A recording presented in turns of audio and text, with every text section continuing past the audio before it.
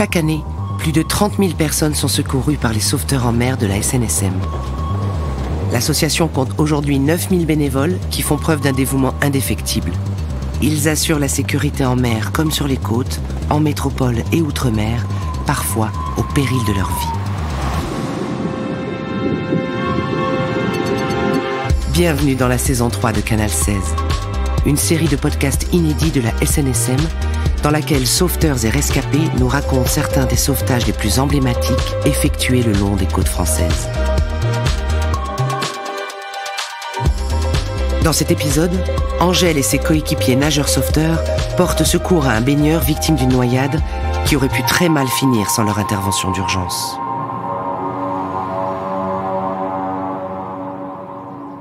Je m'appelle Angèle Goa, j'ai 25 ans. J'habite à Nantes. Je fais de la natation en compétition depuis le plus jeune âge. Étant nageuse, je côtoyais plusieurs amis qui, étant plus vieux, étaient sauveteurs. Ce qui me donnait envie. Mon père avait été sauveteur aussi, étant jeune. Et puis, ça alliait en fait le côté aquatique et le côté sauvetage et secourisme qui m'intéressait beaucoup aussi. Dès que j'ai eu 18 ans, j'ai fait ma première saison. J'ai fait ensuite 4 ans de saison et j'ai eu une pause de 4 ans pour mes études et mon travail. Et j'ai refait une saison en 2022 au Croisic, à la plage de Saint-Goustan, puisque pour une reprise, j'avais envie d'avoir une plage plutôt familiale. Et en termes de conditions de mer, pas trop de courant, mer plutôt tranquille. Même si je conservais mes niveaux de secourisme que je recyclais tous les ans, j'appréhendais de reprendre tout simplement un poste de surveillance et surtout en chef de poste. Je prends mes fonctions de chef de poste dès le 1er août 2022.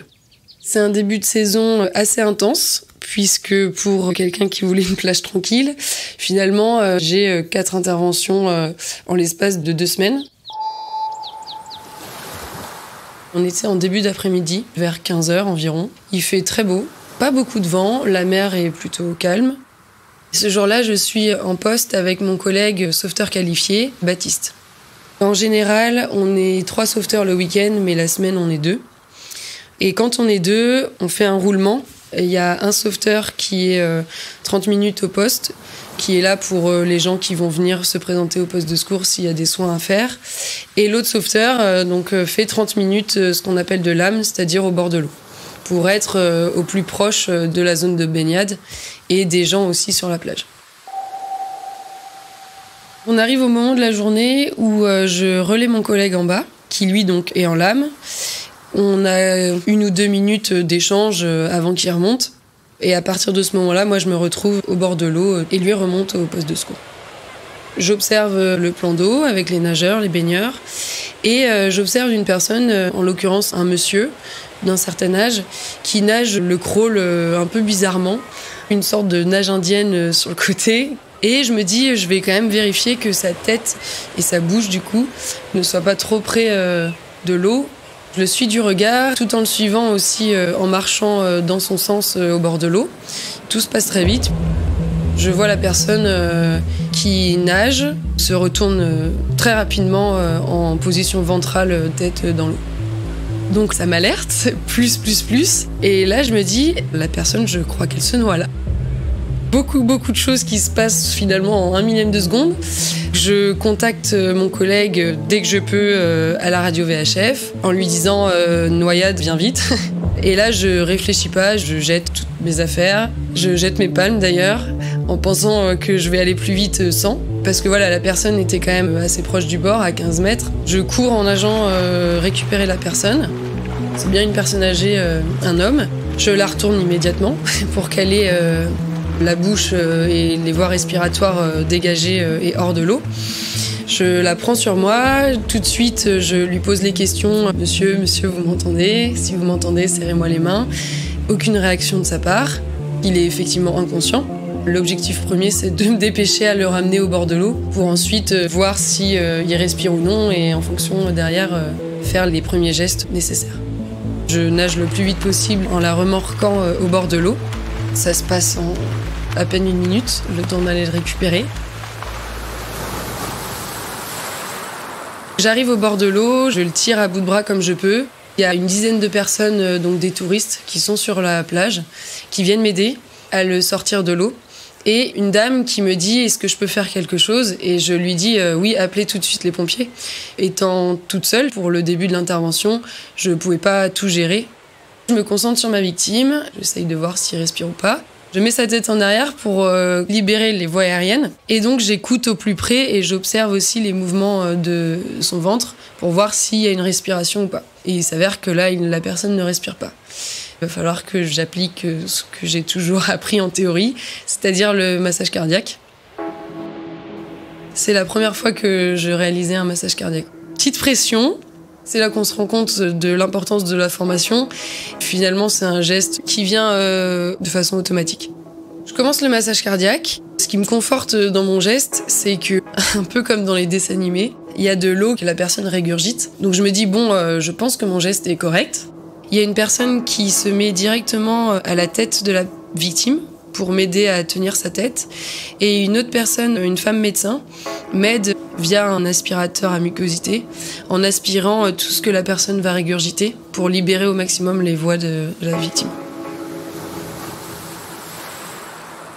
Mon collègue, après que je l'ai contacté à la VHF, a donc affalé le drapeau pour signaler la fin de surveillance, puisqu'on n'était plus apte à surveiller, et a eu le réflexe de prendre tout ce dont on avait besoin, dont le défibrillateur, et de me rejoindre au plus vite sur la plage.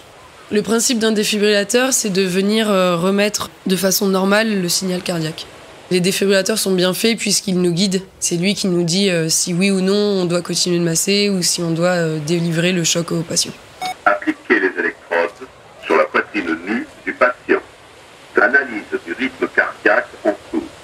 Le défibrillateur nous dit de ne pas choquer et de continuer de masser. On a en plus l'oxygène. C'est comme un masque avec un ballon pour pousser de l'oxygène à la personne. On continue de masser, de l'oxygéner, et au bout de quelques minutes, la victime se remet à respirer. C'est un premier vrai soulagement de voir que la victime reprend sa respiration. Les gestes effectués ont été efficaces. On a peut-être la possibilité que la personne s'en sorte. Mais la victime reste malgré tout inconsciente et on ne peut pas poser de pronostic à ce moment-là.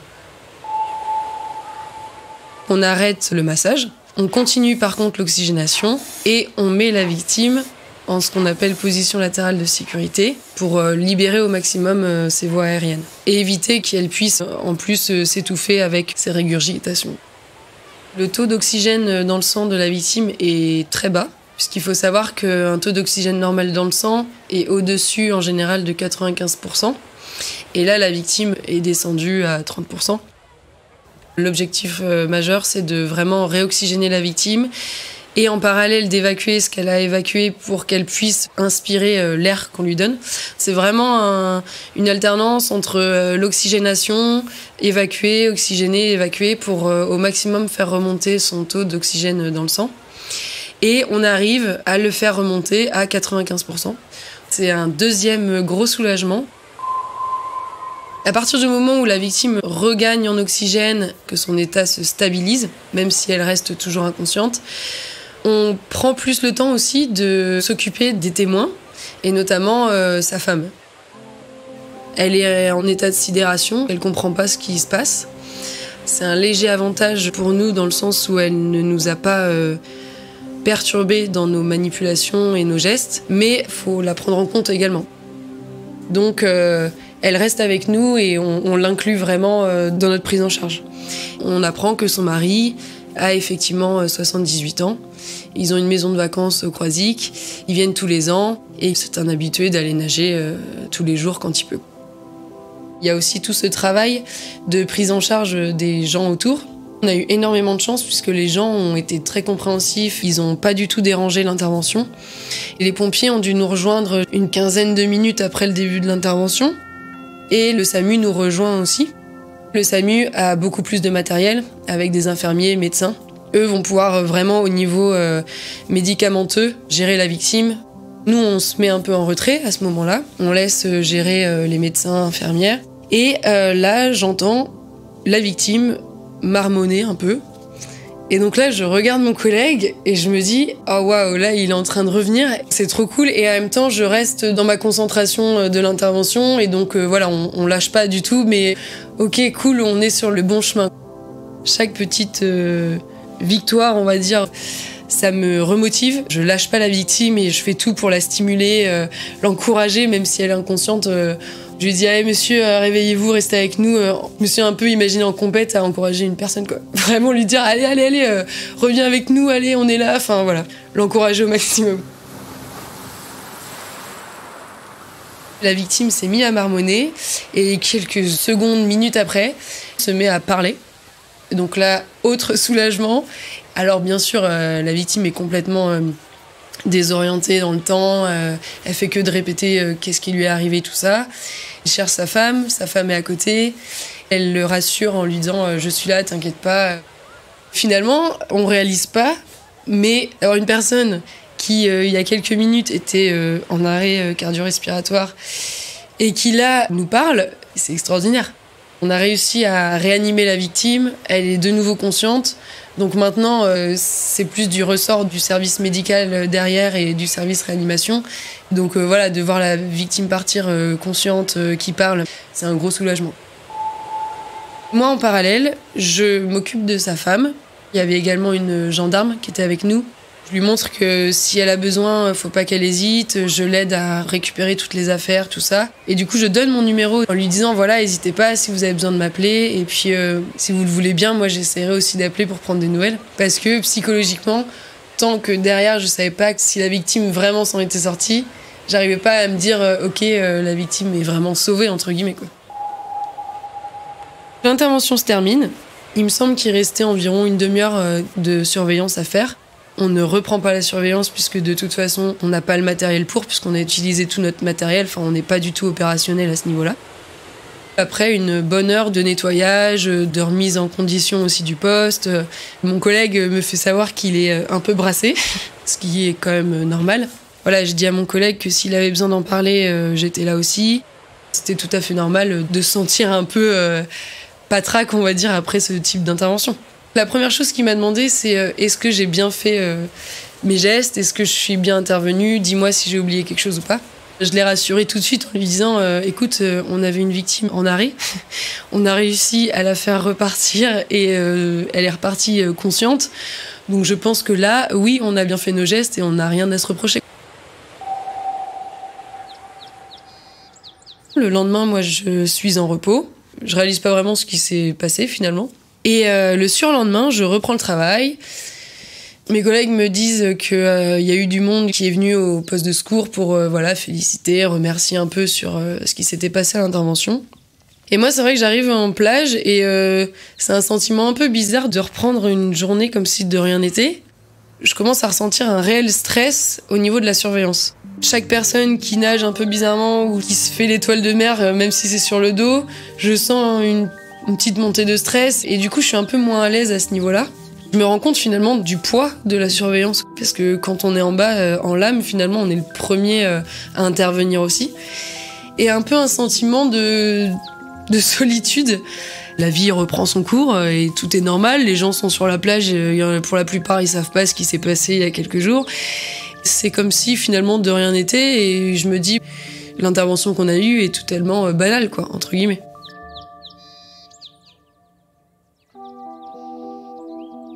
Juste après, la mairesse et le directeur de la station du Croisic viennent me féliciter pour l'intervention. Et là, ça me conforte un peu et je me dis, même si on fait pas ça pour avoir de la reconnaissance derrière, mais ça fait plaisir d'être remercié, de se dire, non, en fait, effectivement, c'était pas une intervention banale et que c'était quand même quelque chose d'intense, quoi. J'ai pu avoir la femme de la victime quelques semaines après. La première fois, elle m'a dit qu'elle était toujours en service réanimation, l'équipe médicale s'occupait toujours d'elle, voilà, que la personne était toujours en observation. Et voilà, au bout de 3 semaines, je dirais, je l'ai eu de nouveau au téléphone. Et là, elle m'a dit, bah écoutez, il est sorti de l'hôpital et là, il reprend une vie normale. Pour le coup, ça a été un peu le point final de toute cette histoire. Ok, là c'est bon, je peux continuer la conscience tranquille à l'aide de mon collègue et des équipes, bien sûr, médicales. On a vraiment réussi à sauver une vie.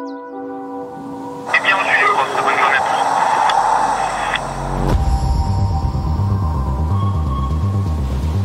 Le sauvetage de la vie humaine en mer et sur les côtes est gratuit. La SNSM est une association qui vit essentiellement grâce à votre générosité. N'attendez pas d'avoir une bonne raison de les soutenir. Faites un don sur snsm.org.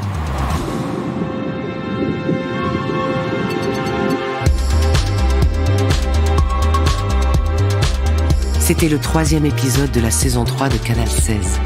Une histoire de la SNSM, racontée au micro de Jeanne-Marie Desnos, avec la voix de Rebecca Finet, réalisée par Nicolas Mollet, mixée par Ben Oriel et produit par l'Acme Productions.